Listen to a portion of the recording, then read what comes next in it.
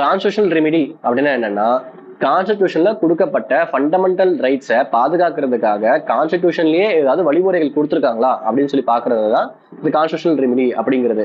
இது ஏன் இப்படி சொல்றோம் அப்படின்னா, நான் வந்து உங்களுக்காக ஒரு பொருளை கொடுக்குறேன், இல்லை உங்களுக்காக ஒரு விஷயத்த கொடுக்குறேன், உங்களுக்காக ஒரு விஷயத்த நான் கன்ஃபார்ம் பண்றேன் அப்படிங்கும் போது அந்த கன்ஃபார்ம் பண்ண விஷயம் வயலேட் ஆகுது அப்படிங்கும் போது என்ன பண்றதுன்னு நமக்கு ஒரு குழப்பம் ஏற்படும் இல்லையா? அந்த மாதிரி தான் நமக்கான ரைட்ஸை வந்து இந்த கான்ஸ்டியூஷன்ல பார்ட் 3ல கன்ஃபார்ம் பண்ணி வச்சிருக்காங்க. இந்த ரைட்லாம் கன்ஃபார்ம் தான் உங்களுக்கு தான் சொல்லி கன்ஃபார்ம் பண்ணி வச்சிருக்காங்க.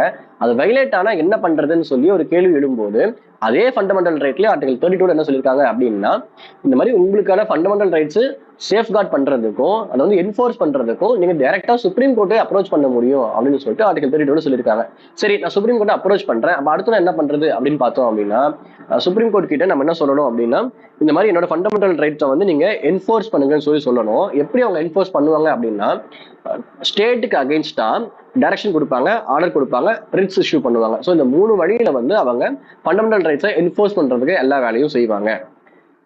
ஸோ இது தாண்டி ஹைகோர்ட்டுக்கு மட்டும்தான் இந்த பவர் இருக்கா, வேற எந்த கோர்ட்டுக்கு பவர் இல்லையான்னு பார்த்தோம்னா அப்படிலாம் இல்லை. பார்லிமெண்ட் நினைச்சாங்க அப்படின்னா எந்த கோர்ட்டுக்கு வேணும்னாலுமே இந்த ஆர்டிகல் 32ல சொல்லப்பட்டிருக்க இந்த பவரை கொடுக்க முடியும். ஆனா இது வரைக்கும் அந்த மாதிரி எந்த கோர்ட்டுக்குமே கிடையாது, எக்ஸப்ட் ஹைகோர்ட் தவிர்த்து.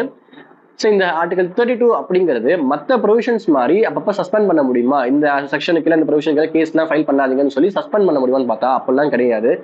எக்ஸப்ட் நேஷனல் எமர்ஜென்சி தவிர்த்து மற்ற எந்த வேலை வேணாலும் அந்த ஆர்டிகல் 32 கீழே நம்மளால பெட்டிஷன் வந்து ஃபைல் பண்ண முடியும். ஆர்டிகல் 32 கீழே மட்டும்தான் நம்மளால ரிட் ஜூரிஸ்டிக்ஷனோ இல்லை வந்து இந்த ஃபண்டமெண்டல் ரைட்ஸை பாதுகாக்க முடியுமான்னு பார்த்தோம், அப்படிலாம் கிடையாது.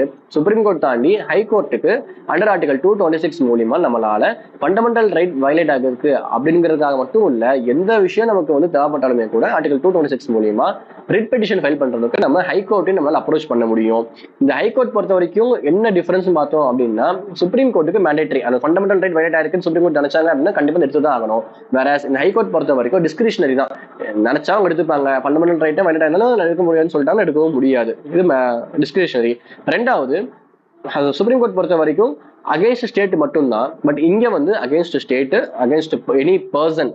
ஸோ அந்த இடத்துல பர்சன்ஸ் இருக்காது, இந்த இடத்துல பர்சன்ஸ் கூட நம்மளால அகேன்ஸ்டா வந்து கேஸ் போட முடியும். சுப்ரீம் கோர்ட்ல வந்து ஃபண்டமெண்டல் ரைட் வயலேட் ஆனா மட்டும்தான் ஆர்டிகல் 32 கீழே நம்மளால போக முடியும். இந்த இடத்துல 226 கீழே ஃபண்டமெண்டல் ரைட் மட்டும் கிடையாது, வேற எதா இருந்தாலும் நம்மளால ஹைகோர்ட்டை நம்மளால அப்ரோச் பண்ண முடியும்.